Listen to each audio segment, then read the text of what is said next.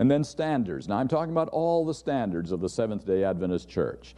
What we watch, what we listen to, what we read, our entertainment, and yes, even the clothes we wear. All of the standards of the Adventist Church. Obviously, once again, that's sanctification. That's not justification. And so that can't be as important as we thought it was. Another statement that I found. Members give assent to various standards and rules as a condition of membership in the organization. We need to keep in mind that this assent is not related to their salvation, only to being a member of the Seventh-day Adventist Church.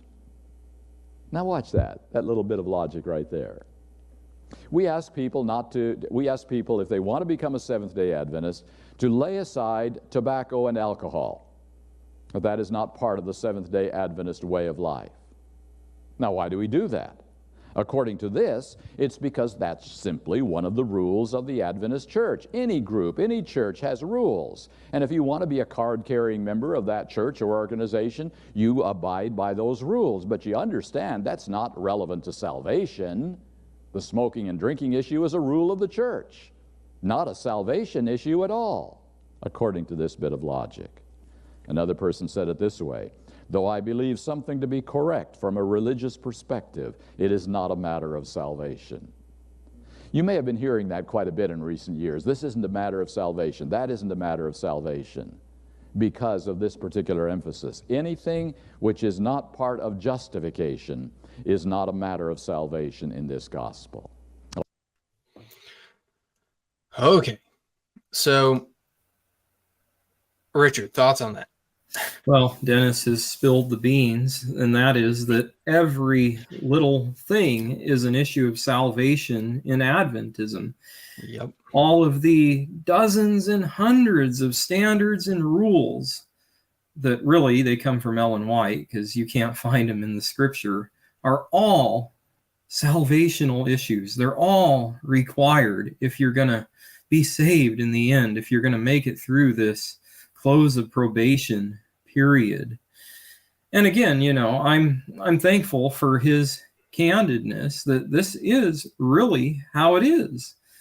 Regardless of what the public relations wing of Adventism will say, the reality that thousands and hundreds of thousands and even millions of Adventists have lived is everything is a salvational issue, and a failure to do something that you should be doing from an Adventist point of view is potentially damning you.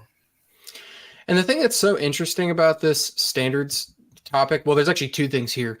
It's interesting because these Adventists that he's pointing at, it's like they're correct in one sense that, yeah, those things are not the gospel. Exactly. However, these people tend to still have a great controversy worldview, and so that then clouds everything else. But and nevertheless, he gives a great insight into how this is one of those topics. I haven't done videos on it yet, but we will be. They're like the temperance doctrines and Christian behavior and that sort of stuff is one of those areas, man, that I think most former Adventists can relate with, because it's this false, like you mentioned, all this stuff that Ellen White put together, and that is then branded as being Christ-like. So if you're outside of this sort of like, manufactured perfect image of what a Christian is supposed to be, well, you're in sin.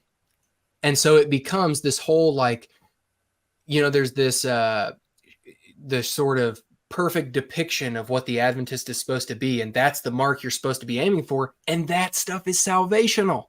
That's why I'll talk with former SDAs who will be like, they will say, I remember I used to see people with jewelry, and my thought would be, well, they're definitely not saved. They're not serious. They're not a serious Christian. They're wearing makeup and jewelry. Look how tight those clothes are. It gets into that sort of stuff. And obviously, when you say anything about this, their visceral response is typically, oh, so you're saying that they just jump to this other extreme because everything has to be this false binary. I just think that's interesting, though, how he very clearly is laying out, like he was saying, the clothes you wear Your salvation hinges upon the clothes that you wear. And again, like I said, they're going to then respond and be like, so you think people can wear whatever? No, you're missing the point entirely. That's not what I'm saying at all. That's not what I'm saying at all. If that's your response, oh man, God bless you. But all right, now he's going to transition into what he calls his own convictions. So now he's kind of wrapping this up before we transition into what he claims is the real gospel, where he's going to go into a lot more detail.